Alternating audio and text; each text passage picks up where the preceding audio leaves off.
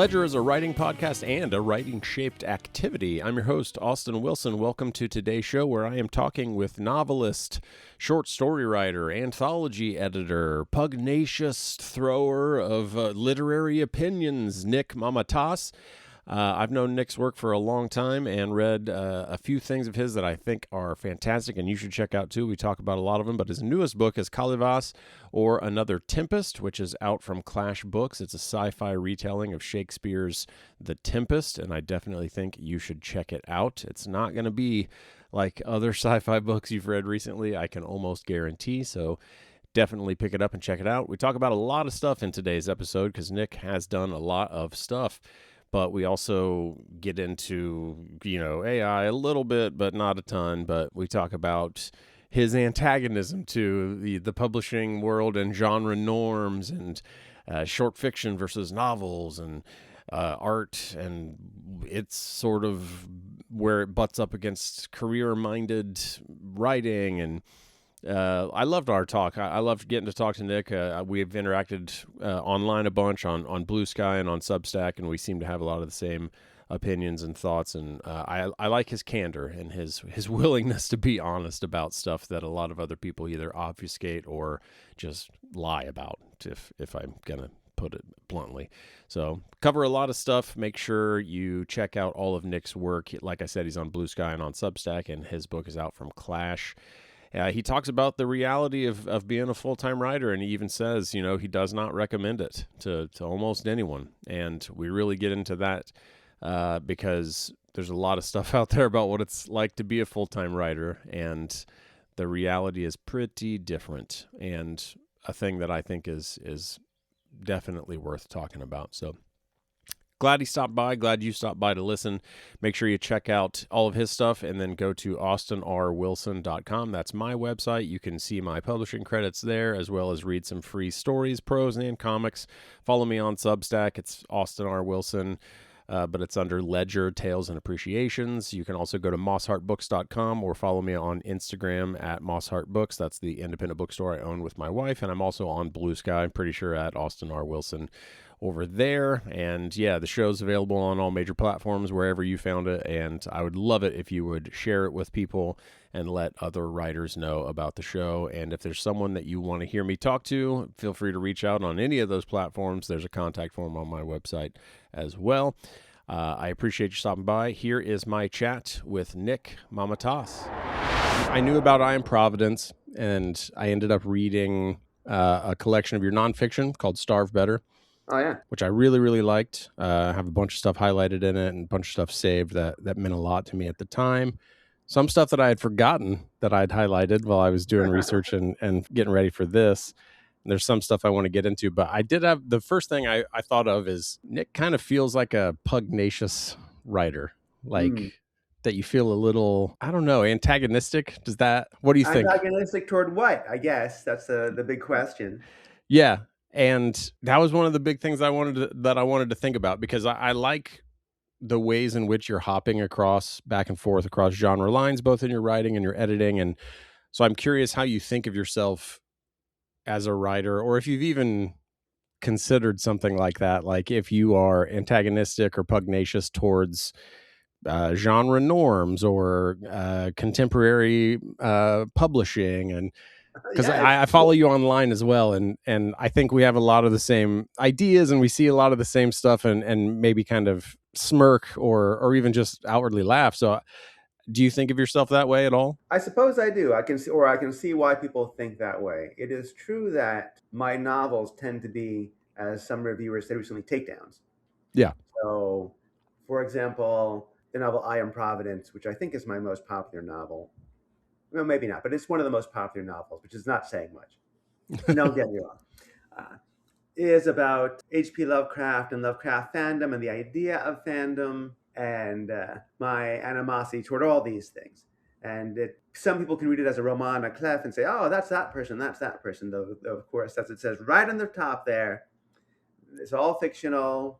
None of these characters are real, especially you. But I will say that to write a novel takes a lot of energy, and what motivates me most often is something I'm annoyed about in genre or the world, etc. While short fiction, which I prefer to do, and would always do if I lived in a market environment where that was feasible to make anything other than flea market oven mitt money. Right. I would just do that constantly. And as far as like the publishing industry, sure, of course, I've been involved in the publishing industry for many years as an editor.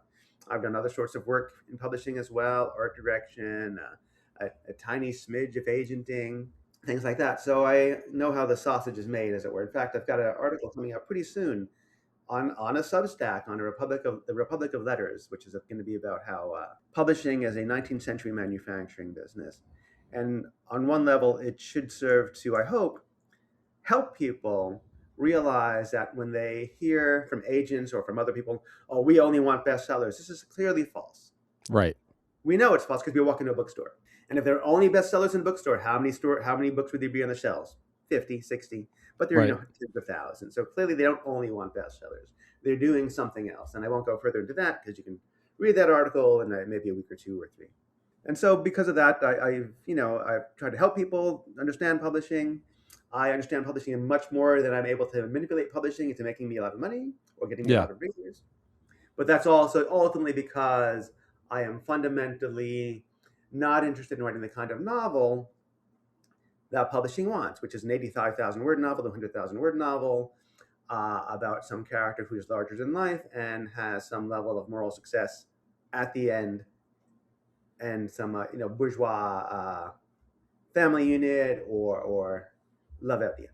And an Right. acquaintance of mine said, "So are audiobooks about you being tortured to death?" I said, "Not all of them. Not all. No, not all of them, but it happens." So I have a few questions about that then. Sure. So one, I mean, you and I know that manipulating publishing so that the royal you becomes fabulously wealthy is not even just now, like that is exceedingly rare Mhm. across the entire history of contemporary publishing. Sure. And wanting to write those kinds of books is, I think, foolish, just because that's literally like, I want to walk outside and catch a lightning bolt in my hand. Mhm. Like, Yes. wanting that is foolish. So I do want to at least kind of try to investigate why. Well, a couple things. Why you have no interest in writing those books, or just like what you mean by that specifically. Because obviously, like, if someone were to ask me, like, Austin, do you have any interest in writing a book a year or writing books like James Patterson or any of those people, my answer would honestly be like, no, I don't. And I could say why. So I'm curious why you don't gravitate towards that kind of writing, but also why you have 12 novels, but you said you would just do short if you could. So Hmm. I want to talk about that a little bit too. And obviously I have, guesses, but I just would be so curious Well, to hear sure. your answer. It is like being struck by lightning, but of course, if you really want to be struck by lightning, there are things you can do to Mm, help make sure you can. You can that's climb a true. tree Yeah. in the rain. You can tie a lightning rod to your forehead and run outside into a hurricane. You can move to a certain area that has a lot of lightning. And people can do it. And there is a way to write a bestseller. I'll tell you all right now how to do it. Write short paragraphs and short sentences. Minimize your use of Latinate and Greco-Latinate words. Have a larger than life character. Just basically imagine the wealthiest person you happen to know and what they daydream about.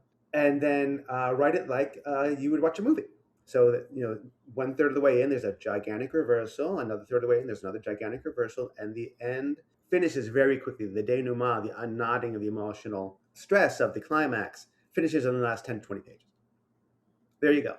It's Yeah. so easy to do that tens of thousands of people can do it, and tens of thousands of people publish that, but only a handful of them become bestsellers.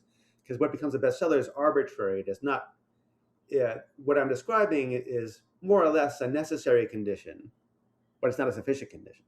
Right. So you can tie yourself to a lightning rod all you want, but lightning is rare. Right. And even for major publishers, they don't know how to make a bestseller. That's one of the other things that I'll talk about in this essay, and I talk about often, is that if publishers knew how to make bestsellers, they just do it. Yeah. Everything would be different. There would be no need for an agent. There would be no need for stars. I could go to the slush pile, do the magic on it, edit it in the way that makes it a bestseller, and put in the money and make it a bestseller, and publishing would look extremely different. But clearly, there's a couple of things going on with institutions, how booksellers work, that there is still competition. There are only 5 big publishers, but that means there are 5 powerful competitors for a relatively small audience. And of course, people are not motivated necessarily by economics. If you were, you wouldn't start a publishing company. If you were, you wouldn't take a job in publishing. There's passion and love in it, and that's what should motivate writers and readers. And that's what motivates me. So I don't want to write best-selling style fiction because I don't like reading it. Yeah. Some I've done it. Some of it I've enjoyed. Some of it is almost there, but I always want a little something different. When I want to watch or experience nonsense media, I've got television. I watch 15 hours of pro wrestling a week, and I love it. I'm not disparaging that. I've been watching it since I was a kid when Bob Backlund was the world champion of the WWF. I'm glad to know you're still into wrestling, because one of the essays in Starve Better, you use a wrestling metaphor about Yes. writing advice. So we'll definitely get to that. Yeah. But short fiction. So you love short fiction, I do. and I guess, is it a reaction to the market, so to speak, that you write novels, or is it just that your head does both? My head does both, but I muchly prefer short fiction. Yeah. And honestly, frankly, many novelists secretly prefer short fiction in that their novels are not really novels. They are a novella with a bunch of saline solution in there. People opening, closing doors, and tipping their drinks, and raising their eyebrows, and driving cars around, that kind of stuff. It is very rare for me to read a novel where every word of the 100,000 words is earned, and my attention is rewarded, and my interaction with it is rewarded. And what were novels like when we were kids, or when I was a kid anyway? I don't know how old you are, but novels were 50,000 words long, 60,000 words long. Michael Moorcock could write a novel in a weekend, and he's talked about this, how he's done it. He has it all planned out in advance. He does a lot of pre-composition, but also his novels are 50,000 words long. Yeah. That makes it a lot easier than writing something twice the size. But word processing became ubiquitous in the 80s, turned everyone into Tolstoy.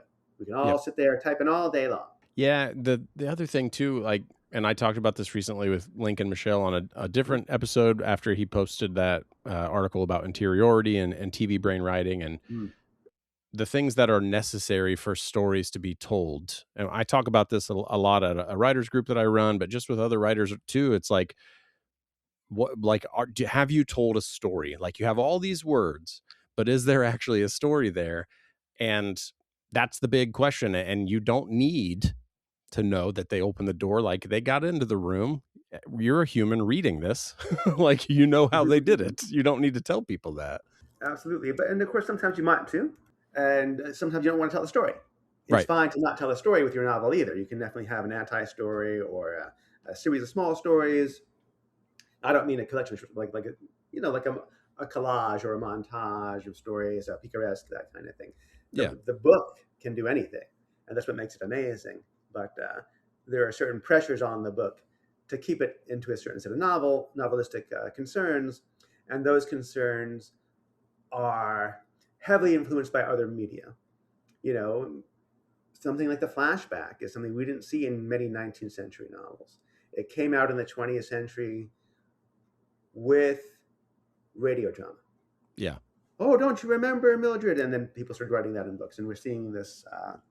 And in the 80s, with fast edits on television as opposed to the slow 3-camera version of a TV show, like a sitcom. Yeah. Where, it's almost all one shot with occasional close-up. So when things sped up via advertising and MTV music videos, books became more like that. Yeah. And now they are more like a sandbox video game. And this is true even of things like Jonathan Franzen, Freedom, which is a book I like, and written in kind of that best-selling style. He calls it the contract style, is also like a big sandbox of, let me walk down through this door and see what's going on with this person. Let me go somewhere else. What are they talking about now? Ooh. So it's a kind of novel that probably wouldn't have been successfully published in the 30s and 40s. It would have been quite confusing. But now we understand it. And Franzen, of course, is not unself-aware of this, even if he is very suspicious of the cell phone and social media and whatnot. Right.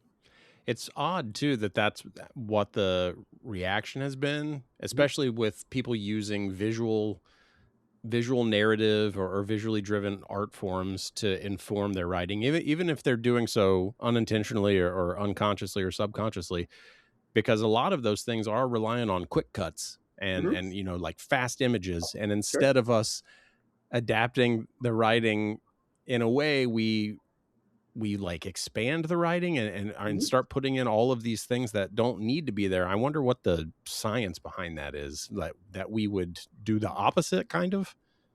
Often, what I see, and this is more in a student writing, which is a great way to learn about writing because students sort of have to rediscover writing every time. It's a developmental practice. I see that the visual field you can apprehend in the whole room or the people in it instantly because all the information flows into your retina at once. But you can't.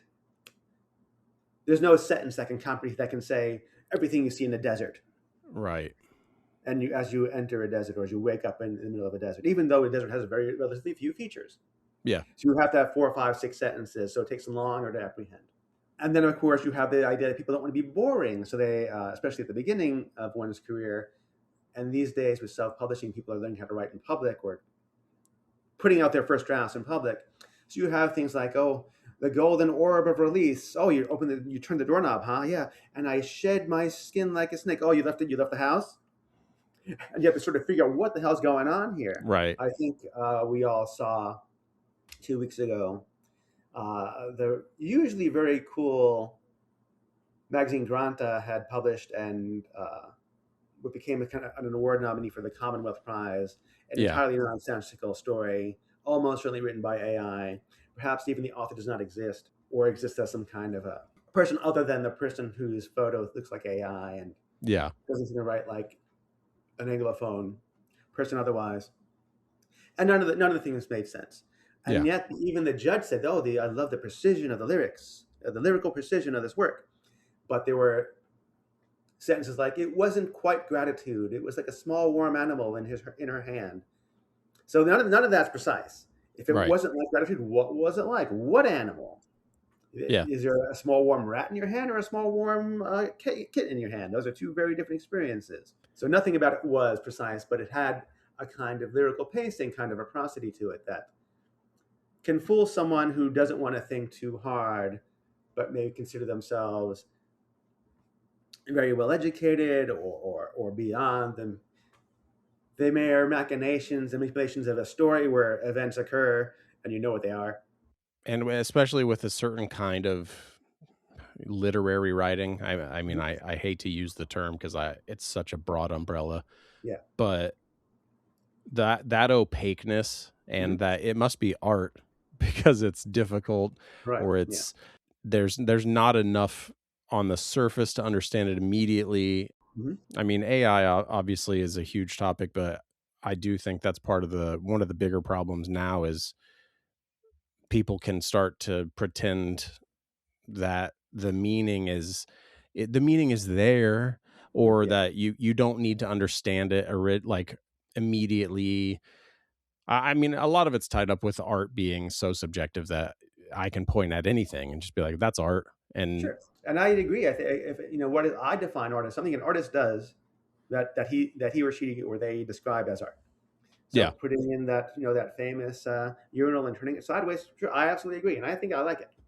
yeah, And I don't mind fancy dancing too. I mean, my novel Kalivas ends with a play, and some people said, "Oh wow, there's a play at the end of this." Other people were like, "Wait a minute, what is going on? I don't understand this play." And of course, being even more perverse, a big chunk of the play is a character who's much like Charlie Chaplin's little tramp, who at first, of course, has no lines. yeah, There's only the description of his actions inside the play, and then much like Charlie Chaplin's own career, much later he starts talking the way that Charlie Chaplin started talking later in his career. And people sit then, am I going to put a note at the end saying, well, what I really meant was, no, I'm going to raise a certain kind of flag and see who salutes. right. I mean, that's a good transition into talking about Calivas because Yeah. that's, I mean, the cheeky question is, Mhm. you chose to write a sci-fi retelling of the Tempest. Mhm. Why? Like, I love that's part of the thing that made me think about you as a pugnacious writer is the idea that you And it's out by Clash Books, one of my favorite publishers. I love that place. I think they put out great stuff, including Kalivas. I just like the concept of following what your head is. It that you're following what your head is doing, like, or are you? And I've asked this to other writers before, like constantly searching, or is it really just like, all right, and then next up is Kalivas. Next up, I need to edit an anthology. How's it feel to you? A bit of both. A bit of both. I'm always thinking for something, but and lightning strikes. Not the lightning of success, but the lightning of inspiration certainly strikes. So at the Yeah, time, I was in a bad place in my life. I was working in publishing. I lost that job just due to a layoff, not because of anything terrible. Struggling with relationships, making personal mistakes. So I found myself working in a bookstore, and I love the bookstore, but of course, a bookstore pays minimum wage. And I live in an expensive area, so the minimum wage is high, but it's still the minimum wage of an expensive area. And this was also the time when several acquaintances of mine had gotten super famous, like gigantically famous, movies yeah, coming out, anointed, and my job was selling their books for minimum wage. And so I was stacking books one day, and I said, "What do I want to be? I want to be back on these shelves? What will it take? But also, what can I bear to write? What do I really want to write?" And so I happened to see my friend Paul's book, which Paul Tremblay, who wrote a book about people in a cabin in the woods, which had become a film. It's like, oh, a cabin in the woods. That's interesting. And then I was stalking Mrs. Caliban, the famous avant-garde novel, and I always wanted to be more of an avant-garde person. I entered genre fiction primarily because one needs a certain provenance, yeah, a certain background to be avant-garde. You need to have. It is very difficult to be the child of a poor immigrant and a working class family, and then move into the avant-garde, at least in the 21st century. In the 20th century is a little easier. But I've always had one foot there as far as my reading goes, and one foot in genre. So I always want to combine these things. And then I read this nice essay from this guy who grew up fairly close to what I don't know him, but he grew up fairly close to what I did, and had a very similar experience with the film version of The Tempest called Tempest by Paul Mazursky, which is where both he and I saw the first Raul Julia performance. yeah, And his mind was blown. The guy was Puerto Rican or something. He's like, oh, wow, I finally see a guy with a mustache and skin like this. And I had the same exact experience. Oh, I finally saw a guy because he plays a Greek character. He plays yeah. Kalivas. Oh, yeah. He talks like my father does. He wears a t-shirt like my father does. He talks about goats all the time like my father does. Boom. And so the combination of this weird poverty and friends getting famous. So I thought, oh, Shakespeare's going to be it, man. This is going to be it. And I even sent it out under a different name. But that didn't work. Everyone knew, oh, this must be Nick. This is No Nick's. way. This isn't Nick. Like, what are you trying to fool? Trying to get money out of us? Forget it. So it was kind of fueled by, yes, I want to sort of change my life by writing a novel because it can be a life-changing experience. Even if you don't make any money, it's still a life-changing experience to write a novel and publish one. It's just many tens of thousands of people spend their whole lives trying to do it.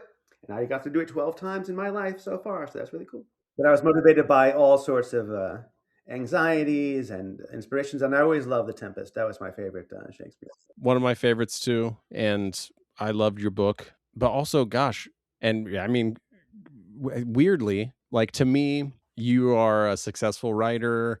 You are the person who's doing the thing. Like I was mentioning, like I've known about your work for a while now, over 10 years, 16 years, whatever it is. Yeah. And I shouldn't be like surprised that you would talk about like fueled by anxieties or the things that I personally also feel and fueled by Go when ahead. I see people who are like, oh my God, that got turned into a movie. Mhm. Like, or I'm so jealous, but, and because Well, you, we're envious. I'm not jealous. it, I don't want well, anyone to not succeed, but I'm envious. I no, love no, that. no. Yeah. Yeah.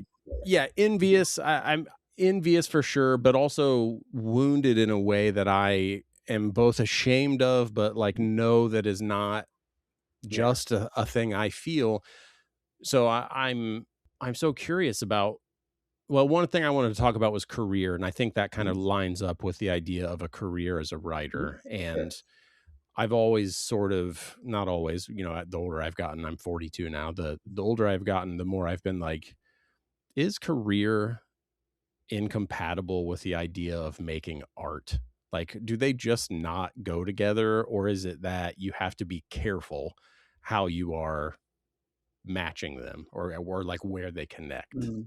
This is an intriguing question. I would say no, that you can have a career in art, you can be career minded and have art. I'm quite career minded, but partially because I'm such an uncommercial writer, I have to be career minded. Yeah. Right. Usually, an uncommercial writer, or someone as uncommercial as I, could depend on some sort of institutional support, a college tenure track job, uh, a sufficiently middle class spouse that you meet at your private college, that kind of thing. Grants. But I also can't. I'm not the type of writer to get grants. I Yeah. did get one during COVID, which is nice, by the city of Oakland, because they're just giving money away frantically. Like, oh, you're a culture bearer. I am fantastic. That is a great $5,000. Thank you, city of Oakland. So the next gigantic plague that kills a million people, I also might get another $5,000. There you go. If I'm lucky, and everyone else is civilization's on the verge of collapse. That's how you know when Nick gets money, something's wrong with civilization. The apocalypse is near. Yes, but certainly, I mean, I don't begrudge my friends who got very famous for them all. I think their books are great. Sometimes they can earn. I'll give you an example. Silvia Moreno Garcia is somebody who's a famous writer now. She got her start on my old blog, writing anonymous comments asking for advice. And I even got a fruit basket for her someday saying, I got royalties this year. Here's a fruit basket because I listened to your advice. And her fantasies do very well. Her dark fantasy like Mexican Gothic, her noir stories don't do as well. Yeah. And there's no reason they could because noir is such a smaller genre. But she can cover the space saying, well, nope, this year I'm doing noir. And of course, because she's earned her money back, the publishers will put the stuff out. And of course, they're also are repaying some karmic debt. Yeah. We put out all these terrible books, we put out a good book by Sylvia, and we can justify it because she's also made us a few dollars. Many dollars. So no, I don't think there's a tension between career and art necessarily, except in that the publishing industry keeps artsy books at a minimum. They can't get rid of them because then people wouldn't work there. Right.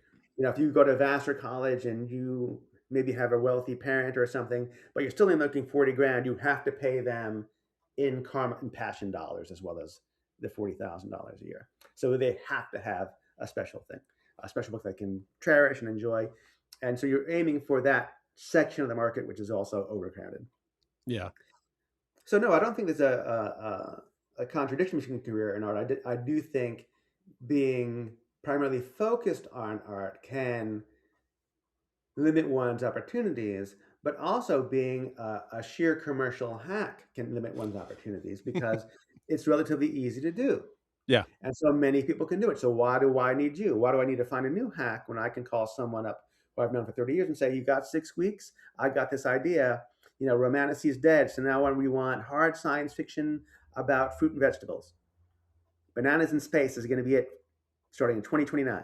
Yeah. And they can use a new name and crank out this stuff. Yeah. Is that all why? I mean, we're going to dive a little bit more into the concept of writing advice, but is that why just write whatever the hell you want and see what happens? Yeah. I mean, you asked why I wanted to be a writer. I don't want to have a boss. Yeah. I definitely don't want to have 50,000 bosses of fans telling me, wait, but no, you had to make them kiss. What's wrong with you? I'm going to send you death threats on Twitter. You didn't make them kiss, or you did make them kiss the wrong people. Yeah. So I always want to do what I want. Yeah. So I think it might be the first essay in Starve Better. Originally, I think it was in Flytrap by Tim Pratt and Heather Shaw. And the title of it is All Advice is Terrible Advice plus Other Useful Advice. That's right. And there's a lot of stuff in it that I try to think of kind of regularly to remind myself what I should be doing or what I think I should be doing. And the one thing that you say, which I think of and almost was one of the things that I had highlighted and forgotten that I had highlighted, which is all rules, no results is a common malady. And reading books on writing feels like writing, as does workshopping stories, handing in crits and holding forth in chat rooms. But those are the preliminaries. And I had forgotten that I had highlighted that. And then I was like, shit, is my podcast that? Yes, yes, it is. But thanks for having me on. I do appreciate it. And I certainly people ask me, don't you want to start a podcast? Because you are a middle-aged man. And I'd say, of course, I talk too quickly. I'm sorry I'm talking too quickly now. But between being Greek-American and a New Yorker, I'm stuck with this rate forever. But also there's no way, because I'm already so busy playing games on my phone and doing Tai Chi and buying half-price meats at the Whole Foods and cooking it every day to eat more at home. And I can't possibly have a podcast, but certainly I've seen many people, and podcasts I enjoy a lot. And I keep thinking, oh, I wish you did half as many of these, because one, they'd be better. Yeah. Not you, Austin, other people. This Thank you. can't get any better than this, Austin. This is But the also peak. you'd write a bit more. Yeah. And I do hope, and I do wish, and I always recommend to people to write short subjects. And that's what Starve Better is about. Starve Better is about the writing of short subjects, short stories, and short nonfiction. Because when I was a full-time writer, which I do not recommend to anybody, my issue wasn't making a living. It was making a living on a day-to-day basis. Every month was, white knuckler. Do I have that last $200 I need to pay the rent? I need $50 right now to pay the electric bill, that kind of thing. So Starve Better was mostly about the writing of short items that were relatively easy to publish, especially nonfiction at the time was easy to publish, to keep you going while working on a big project. And so a lot of the chats, the crits, the joining groups, the writing-shaped activities, let's call it, Yeah. could be very harmful, but so can just focusing on the book, because novels are difficult. Novels require someone to put in a relatively large amount of money and roll the dice on you. And Yep. even if you want to self-publish, well, if you can self-publish you want a cover that's not an AI cover, definitely not, or not even just you on Canva or you on MS Paint, giving it a shot, and you want it to look good, which is challenging. People think, oh, I can press the button in InDesign. It flew right in. Look, I got the words on the page. No, it looks very different. Open up a real book and you'll see the difference between that and self-publish, and you want it edited. But of course, the editorial function is primarily a function of saying no. Yeah. That's what editors bring to the world by rejecting things. Rejection is a kind of love in a way, in that as someone who's frequently rejected, it's still a kind of love because they're trying to preserve and valorize the love they feel for the books they actually want. Yeah. So it is a kind of love. But avoiding that and saying, well, I had an editor to look at it, well, that doesn't mean anything. Because you're not going to pay an editor to say, throw this away, don't write this book. Now go and read one book in your genre every month and one classic every month and come back in 5 years and send me another book. I wish I could get paid for that. I would be a bazillionaire because I'm ready. But it's not possible to monetize that. So the editors give advice and they fix the commas and dialogue and stuff like that. And they give some idea of development, which never really, people don't really take that advice. So you end up with these terrible things. But then, of course, you're still spending a lot of money even to self-publish. Yeah. So what can you do? I recommend writing short things. That way your name is always out there. You're always getting a little bit of income in, and you are writing and, practicing your skills and your artistic sensibility. That's the better part of Starve Better. That's how you get better at it. Because I've been writing flash fiction for 7 or 8 years now, maybe, if that, I don't remember. And that's a big thing that I've been talking about with my writers group is like, that's fine if you want to write this novel, like do it. But you should also write a 1,000-word story, 1,500-word story, like aim shorter, like do not start, because I failed this way plenty of times where I'm like, oh, I have an idea. I'm going to write an entire graphic novel for you, artist over here. And then I did it. And guess what? It didn't get made. That's right. Yes. And of course, there are some people who just have book-sized ideas. Sure. And if they try to write a short story, it's a wreck because they're 10,000 words in. The guy's put on his socks and he's ready to roll. And it's not like short stories can train you to be a novelist. It can, to a certain extent, it can because you're learning about the sentence and the scene. Right. But it is like training sprints to run a marathon. Yeah. Some people are sprinters, some people are marathoners, but most of us are runners of some kind of skill. And we can do various lengths. Not the world's best. We're not super specialists, but we can do some of both, and we should do some of both. So, and feel free to lie to me. Sure. Does this help our writing? This right now, you and me sitting here talking about it. Does this help, or is this just? It will help your listeners' writing. Yeah. Someone's going to do the virtual highlight the way that you highlighted. Now, I will tell you, I have this acquaintance of mine who I've known for a long time. I don't know him well at all. I never met him, but just online, like an online. Yeah. And he revealed to me that he has a little notebook that he writes down quotes. And many of the quotes are from me, from my old blog, or what I say on Facebook, or what he heard in an interview. And then like 4 or 5 years ago, one of my books, my collection, The People's Republic of Everything, was on sale for like 99 cents. Yeah. And he wrote to me so excited. Like, Nick, guess what? I can finally read some of your writing. I bought your book. Like, oh, God, now I'm getting 30 cents from you after 15 years of you writing a book about me for yourself. Gosh, thanks for nothing, pal. Finally paying. All right. Oh boy, that was the price point you were waiting for, the 99 cents. And I had another person that day said, guess what? I found your novel. It was in the Dollar Tree. Oh boy. Remained your book in the Dollar Tree. Now I've really made it. You're there. I'm there, baby. So yeah, I mean, certainly, I've been guilty of feeding the online environment too much as opposed to writing. Yeah, Yeah.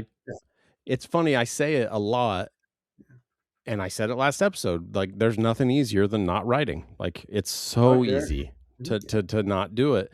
Mhm. And I love talking to people. It's why I have the podcast, and I love hearing about people's process and all those things. And I think for me, it's not helpful when I get into a mindset where I'm like, I could be writing instead of this. Like, I end up using that against myself rather than like Sure. helping me actually write.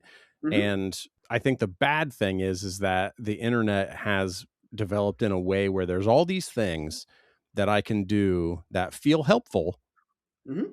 that take me further and further away from writing. Yeah. And trying to find that balance is really hard. And it's funny because you seem like a person who gets it, who knows how to do that thing. And tell me if I'm wrong or not, or maybe you feel like you don't. I don't know. I mean, like anyone else, I've definitely watched the deadlines fly by because I Yeah. don't want a boss. So deadlines are kind of a boss. It's the ossified boss. I Yeah. definitely ignore deadlines and rolled in a couple weeks later, which I can do now for frankly, because I've been at it for a while. And as they say, you can be on time, you can be a nice person, you can be super good. You have to have at least one, mostly two. So sometimes I'm good and nice, not often. Sometimes I'm good and on time, not often. I've never been all three. Yeah. Mostly I'm just good at it. Or at least what I can offer is that if there's a theme anthology, name any topic, zombies, steampunk, Oakland, whatever it is, my story will be significantly different. That even if it's not the best story, it does things that other stories in that book or in that magazine don't do. And that is why I'm often asked to publish here and there. But no, I definitely feel the anxiety. I'm not writing enough. I've certainly been half-assing on a book I've been working on for a couple of years now, a nonfiction title. You asked about anthologies previously. Definitely, anthology is, oh, I want to put out a book with my name on it, but I don't want to write one. Let me spend 20 minutes thinking of an idea and begging favors from my famous friends, and then thinking about the writers who I don't see published much anymore, who I loved as a younger man, and finding a couple old students, people who are new, because I always want to publish somebody new if I do a Yeah. project. And I had an anthology out last year, 120 Murders, which was about dark fiction, mostly crime, some horror, inspired by alternative music, which is what I love. And that is a book that did super well in a new kind of doing well, in that almost every copy was sold directly from the publisher, which was great because they made more money and I made more money. And I didn't have to have any anxiety about Jeff Bezos being enriched by me. But if you look at the book online, nobody's talked about this. It has no reviews. It's 5 million, but I've paid out royalties twice already. Nice. Yeah. And of course, now I'm doing it again. I'm doing another anthology with my friend Libby for the same publisher. And I'm trying to get into comic books because I love comic books. And what do you know? I sold a comic book, a graphic horror anthology to Iron Circus Comics. And once again, like, oh, I got some famous friends here. Who can I squeeze? And now that I have a day job in manga, I know some letterers and I know people who know artists in another country that doesn't have a high cost of living. You want to make a few bucks, very few bucks, because it's a small press. So I am definitely not novelizing at the moment. Although I will say the past month I wrote 2 short stories, a comic book script, a small one, and 2 essays. Not bad. I think that's not That, bad. that's not bad. Yeah, that's a lot of work. Also, yeah, your day job in manga, Mhm. and I mean, my first book was a graphic novel that came out from Magnetic Press, so I know Mhm. what it takes to do comics and to put Yeah. comics together, and how hard comics can be. Yeah. And I wish I learned to draw. Things would have been a lot easier if I had sat down and taught myself how to draw, or, learn how to draw or be a me too. cartoonist when I was a kid. But I didn't have the patience for it. Writing is Yeah, different. They say write every day, but you don't need to write every day. You just need to write frequently. But for something like drawing or playing music, you have to write every day because you're actually training your fingers. It's physical dexterity, while writing is just pure mental work. No one's being graded on their typing skill, Right. as a writer. So and I don't know, maybe this is a stupid question. Is writing No, hard for you? sometimes. Yeah. Yeah, it depends what's going on in my life. Really? Yeah, there have been times when I've been at the low side when I remember writing this when I was living in Vermont, which is not a great place for me since I don't drive, and I had this girlfriend I'd moved in with. It didn't work out. It was winter. I couldn't even do laundry because the ground was covered in snow, and I had to walk a mile to do laundry, so I did no laundry for like 3 months, and everything was terrible. And I had a story due, and I remember just typing with one finger, going, "Oh, oh, okay, that's 5 words. That's my day." And it'd be dark at 2 o'clock in the afternoon, 3 o'clock in the afternoon. It was just a terrible time. But other times, I've woken up from dreams and wrote a story and Yeah. sent it out to a magazine, and they sent me $1,000 a week later. So things like that have happened too. Of course, we're talking over the course of 25 years now. So it's obvious there's going to be ups and downs. Sure. But writing is easier when things are going okay. And this is one thing I learned in getting a day job. I got my first day job, like a real non-freelance job, when I was in my mid-30s. And I became a lot more productive writing novels because when I was starving better, like the book said, I had to do little projects all the time to make ends meet. But when I had that income, then I could reflect and have the time, energy, and mental space to write a whole novel, albeit I write very short novels, 50,000, 60,000, 70,000 words. Yeah. And albeit I wasn't working in a factory, I wasn't working in a coal mine, I was working at a publishing company where if I'm typing and looking like I'm interested in what's going on, they thought I was working. Well, so you said when you were a full-time writer and you don't recommend it. And I know, because I labored under these, delusions for a while, what people think full-time writer means Yes. versus what full-time writer is. And I mean, if you're comfortable talking about it, why would you say you don't recommend it, and why, how has that changed your life now that you're not a full-time writer? I have both new things to say and my canned stuff. What do you want to hear first? Let's hear the new stuff. Great. Just the other day, I got a big box of old magazines that I bought from a friendly acquaintance's husband. Yeah. He went back to his house and he saw these old magazines from the 80s, and I grabbed a bunch of them, and I read just the other day in the Twilight Zone magazine from the 80s an interview with my favorite horror short story writer, Dennis Etchison. Terrible novelist, great short story writer. And he was talking about how his big disappointment in life, in his career, was that he will never have a spouse, never have a wife, as he put it, and never have kids. Yeah. Because he just couldn't. Because he didn't have the money. And, it doesn't matter, but it does matter to a certain extent. If you're having a really on the edge lifestyle, but frankly, have some middle class cultural capital, you're not going to move in with somebody who's also on the verge of homelessness all the time because they love crystal meth, or Right. because they're working in a canning factory or something. So he felt he could not get married and he could not have children. And that was true of me too. How did I get married and have a kid? Well, because I got a job in my mid-30s, and then I met my then wife, the person who I married. Then we divorced, but we're still pretty friendly. 6 weeks later or 3 weeks later, and we started dating, and we got married 2 years later. And we had a kid 2 years after that, 3 years after that. So all I needed was a job, and I could be a real grown-up. So that's one reason I recommend it.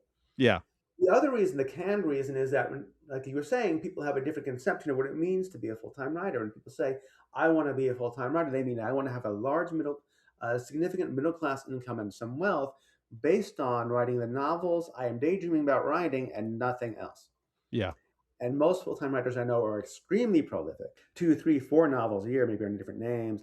And they have a full Patreon, or they're a full Substack. And they also write for websites, doing SEO. This is probably fading away with AI, but they're doing other things, writing, guides to their hometown, any little thing they grab, tons of short fiction, tons of journalism to the extent that they do journalism, or I should say, they're also really scraping the edge of existence. Yep. Years ago, I was helping to run the World Horror Convention, speaking of writing shaped activities, and I dared to put up a panel saying, how much money do we make? And I just got 5 people that said, I said, the goal of this past is for you to tell us how much money you make. And they were all like, oh, we're not going to do that. I'm going to say, oh, you can make money here and you make money there. And maybe I've got my loving husband or my happy wife who gives me money. And then one guy just got the mic and said, my best year was $40,000. And he was the guest of honor. Yeah. He was Brian Keane. And I know he's had better years since then, but in 2011, sure, he was the big deal at the time in horror, and still is to a certain extent. Horror has sort of gotten back and is now huge, but the people who were big in the first decade of the century have not been dragged along back by Tor and the other big publishers. So he was making $40,000 a year. That was his best year. How did he do it? He lives in the middle of fucking nowhere. That's how he did. He lives in New York, Pennsylvania. Yep. I was once working at in Wilkes-Barre, Pennsylvania, and I got stuck in the snow there, and I thought, I could just buy a fucking house and move here. Because I've got 2 credit cards in my wallet, and houses are $15,000. They're not great houses, but if I'm stuck in this airport for any longer, I'm going to just go buy a house and move in.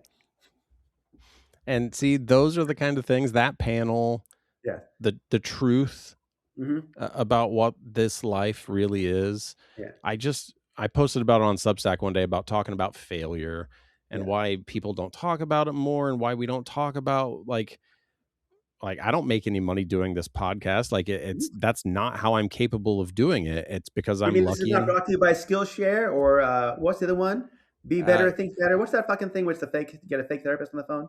None of them. Yeah, none of them. Nothing. No. I have 0 sponsors. I make $0. I edit it, post all of it. Could you tell us your PayPal address right now? Maybe someone's going to send you $5. A friend of mine's going to listen to this. Okay, go ahead.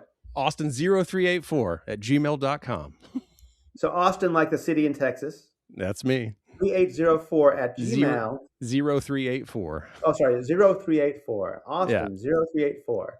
So March 84. Yep.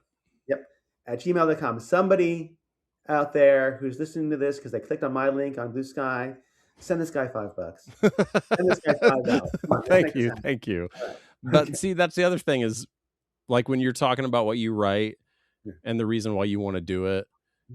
When David and I started that first podcast, we fell in love with getting to talk, and David and I can talk forever, and I can talk forever, obviously, but it's because I love doing it. And that's why I write the weird stuff that I write. Like younger Austin probably thought, maybe Farrar, Straus, and Giroux will come calling, and they still might, but who knows? Of course, they still might. Absolutely. That's the great thing about being a writer. Unlike being a dancer or an actor or even a singer, the body is secondary. Mm-hmm. So you can still keep trying. You can always keep trying. People have had that weird hit very late in life. Yeah. You can get 45 turns at the bat. Yeah, always. Yeah. And that's the big thing that that when I finally arrived at the point where, and I've said this a lot on the show, but I'm not going to quit. Yeah. Why? So why would you quit? Yeah. Why would I do that? I know people who have quit because they thought I was going to be the next big thing, and they weren't, and that was so dispiriting to them that they didn't do it. And also, they were also very much focused on the book. Mm-hmm. But there's so much more you can write and be creative about it, whether it's a comic. I've been writing plays recently. I wrote a play. Speaking of failure, it's called The Failure of the Century. And boy, if you thought short stories were like a stupid thing to spend your time on, a play, my God, because you got to convince 15 people to help you out. Yeah. For an audience of 5 people, who's going to show up to these plays? I'm obsessed with plays, and I love reading plays, and Neil Simon. I love a lot of old classic stuff. But if you ever want to share your play, let me know. Absolutely. I'd love to read it. It's going to be published later this year. Oh, nice. As a chapbook. Because I am a writer, I thought, well, why would I not publish this? And it's a Lovecraftian play. It takes place. It's kind of a bio play about H.P. Lovecraft. Nice. And it's also like a Christmas Carol. He is visited by 3 ghosts, let's say. Yeah. So it's going to be out pretty soon, and it's going to be next month in Boulder, Colorado. Going to have 2 stage readings. I had a stage reading last year in London, and I was told, you got to just say your London premiere, not it was in a pub. Yeah. It was where they do the karaoke, and it was half full. That's awesome. So Boulder, Colorado next year? Next month. Next month. May 28th. It'll be. It's out tomorrow, right? So I can tell people. Yeah, if you happen to be in Boulder, Colorado, or around there, you can go to the Dairy Arts Center in Boulder, Colorado, on the 19th of June at 7:00. the Crow's Fest. The Upstart Crow Theater Group is doing the Crow's Fest and see a reading of this play. And on Sunday afternoon, 2 o'clock, you can see it. And I'll be there. I'll be there for the Sunday show. So you can give me $5. That's so badass. Yeah. Congrats. That's awesome. Yeah. Yeah, I mean, not a huge money-making scheme, right, in plays. No. But of course, there's that same tension between the art. I want to do it. I've enjoyed plays. I've been going to this playhouse here in Berkeley, California for a couple of years now. It's under a pizzeria. I love pizza. I like doing things. And I go to every play, and it's pretty amazing. But maybe sometimes I want 10 people there, some 50 people there. I think it's great. I want to be part of that world. But also, I thought to myself, I don't want to start over. Yeah. So a play about Lovecraft it is. That way I can, there you go. parlay whatever little juice I have in the fantasy horror field to make people interested. And so far it's working a little bit. Well, speaking of that, when I was doing research, you wrote a Jack Kerouac H.P. Lovecraft book, and I saw that it was released under Creative Commons. And a big mistake by me, yes. So yeah, let's talk about that real fast, because I was like, "What? You released this under Creative Commons? That's badass!" So now I'm super interested. Yes. Well, first it was a normal book by a small press called Nightshade Books, and then it came out as a paperback. And it was a tiny hit, honestly, like a tiny little cult thing, which I always wanted. I explicitly wrote Move Underground thinking Lovecraft is a cult author, Kerouac is a cult author. I want to be a cult author. I want to be in St. Mark's Bookshop. I want people to talk about me in the Village Voice. Yeah. And it worked, except that it only worked for people who were in both cults at once. Yeah. Who loved Lovecraft and Kerouac, not or. That was my big mistake there. Then I went to school because I thought, I can go back to school and get an MFA, and then I'll be a professor because you need a professor. You need 1 book and an MFA. Well, I got 5 books, and I'll get an MFA. It didn't work at all because in the MFA system and in academics in general, as I found out only when I got back into it, because I'm from a working class background, I was the first person in my family to go to college. You have to go to a nice school to work at a mediocre school to go to a shitty school to teach there. But I had a new program that was kind of on the shitty side. So there's no place for me to teach. There was no lower rank for me to teach. This is not the disparagement of the college, which is just a new program. And so we had to do some project. And one of my projects was, okay, I'm going to put my book in the Creative Commons, which was a big thing at the time. It got people attention. How can I get Cory Doctorow to talk about me was my goal. And it worked. And I'd sold a few extra books, and I had a website up for a while. Then I stopped updating the website for it. And then came bots and Kindle. And it was years of battling to get pirated versions of this for profit off. Because people put Creative Commons stuff in the public domain. They think, it's must be public domain, it's Creative Commons. So they were making their $3 a month off of it, and I was making nothing. Yeah. Then, because it is a cult book, one of the original readers of the cult novel in 2004 grew up and got a job in publishing at Dover Publications, the home of Dover Thrift and all those books from dead people, speaking of public domain. And he said, we're trying something new. We're going to publish authors with a pulse, but only reprints. So do you want to do your book? I said, I'd love to do the book, which is great because COVID was happening. Yeah. It was bearing down on me, and all the bookstores where I was working at the time were going to close.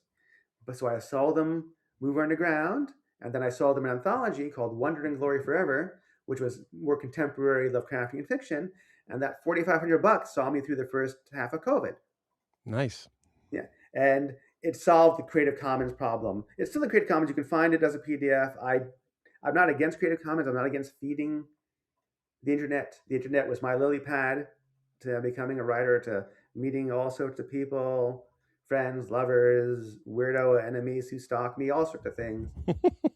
So I don't mind it, but I would not recommend putting something in Creative Commons today because it would be more likely to be abused by people who ignore the license that it's nonprofit and turn it into some sort of profit-seeking thing for themselves. Right. See, didn't expect any of that. So I'm glad I asked. And right before we came on, I bought a copy of 120 Murders and the Future is Japanese. Oh, thanks. 2 of your anthologies. The Future is Japanese was an anthology I did with my day job. At the time, it was at Viz Media. Yeah. So I get nothing for that. But it was a great book. And I was very pleased that one of the stories won a Hugo Award. Mono no Aware by Ken Liu, which was fantastic as it showed that people were reading the book. Yeah.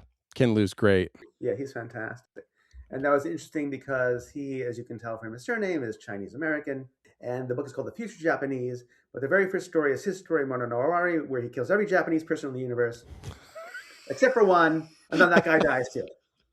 And many people are like, oh, how could you do this? You had a Chinese guy kill every Japanese person on Earth, and you're saying the future Japanese?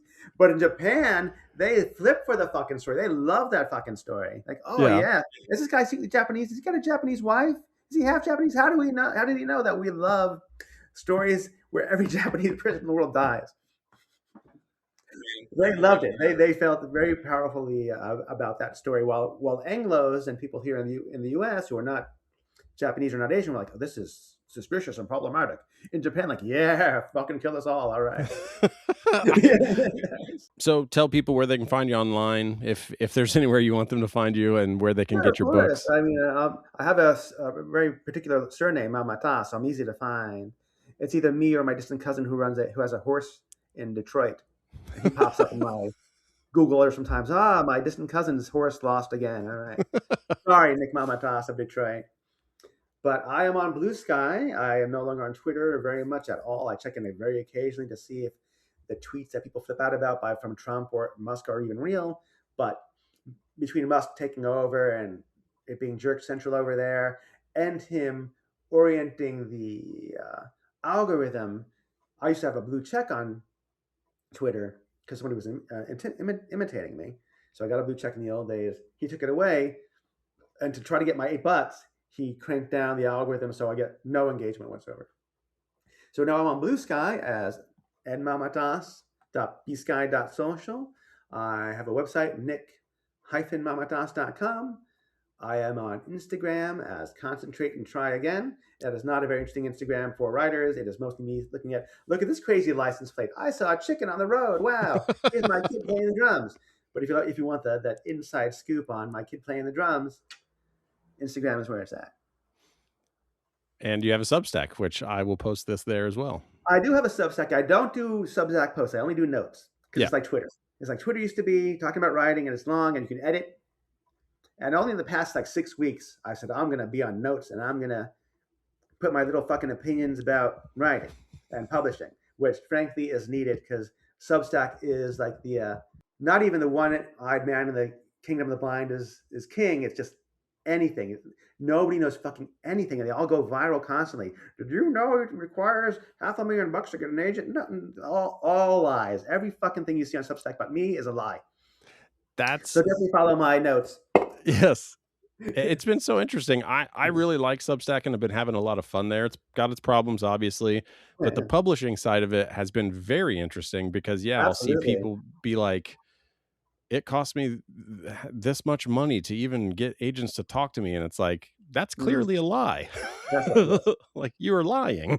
But that anxiety is so prevalent that even people know it. They're like, oh boy, I better restack this important note about nothing from a crazy person. Yeah. Yeah, I think you're right too. And it's the anxiety and people taking advantage of it. And this will come up. I'm re-releasing Starve Better later this year from Leafy Books. It was when I print for us. It's going to have 2 new chapters. One on the novella, which is because of ebooks has become very popular again, and one on things like Substack, Patreon, etc., and how it is used and misused really to go viral. And we've seen many viral Substacks or viral Facebook posts making these extraordinary claims about the world's going to end tomorrow because there's going to be a nuclear war, or look at these ridiculous, uncorroborated facts and factoids that lead conclusively to the idea that something happened with the election or something happened with publishing. And of course, you can make a lot of money on Substack and a lot of money with Patreon. I don't have the patience for it, frankly. I've got a small Patreon. But we should watch out for this kind of thing because these things are always like direct sale to someone who's unwilling, which is like the best way to make money. When you make someone buy something they don't even want, then you can make a lot of money. But you shouldn't make money this way. You should starve better instead. Yes. Well, I will definitely check out the re-release of Starve Better for those new chapters. I love the volume I have already. Everyone should buy Kalivas or Another Tempest. It is out right now from Clash Books, one of my favorite publishers. Nick, thanks for coming by. Thank you so much. All right.